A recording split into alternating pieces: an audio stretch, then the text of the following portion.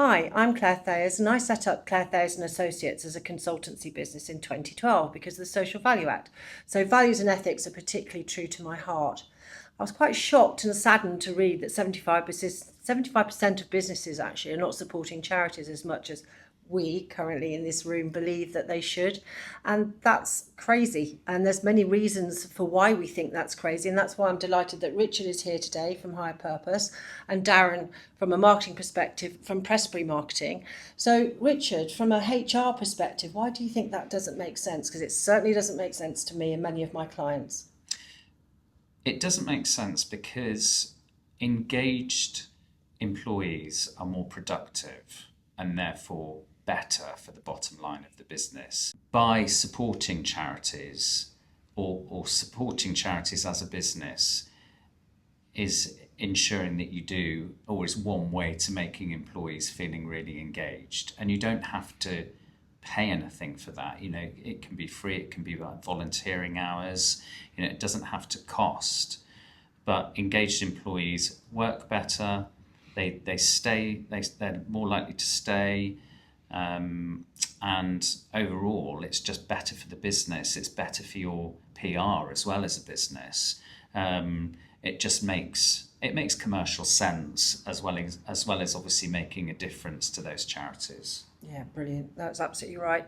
And from a marketing perspective, you touched upon that there. When you engage with your staff and you encourage them to volunteer, they're learning new skills, you're improving staff morale, health and well-being, but also the content that can be gained from doing positive things in the community. So from a marketing perspective, Darren, what do you think? I couldn't agree more. So I know one of your favourite phrases that doing good is good for business.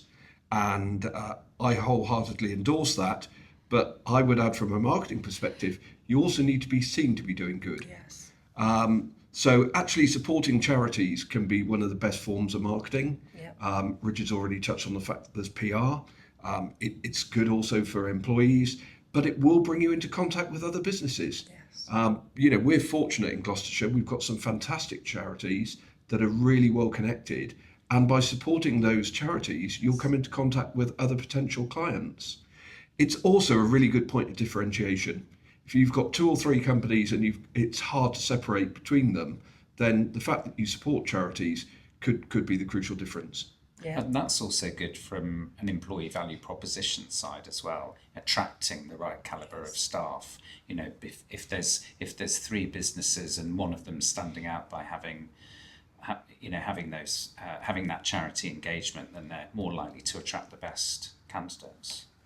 What I'd also say as well, I think people too often think about supporting charity as being a cost. Yes. Yes. There are so many ways that you can get involved with a charity and support them that actually will be no cost whatsoever, whether it's volunteering, providing services, encouraging your supplier base to support Yes. you. There are so many different ways. So actually, it's a really cost-effective form of marketing.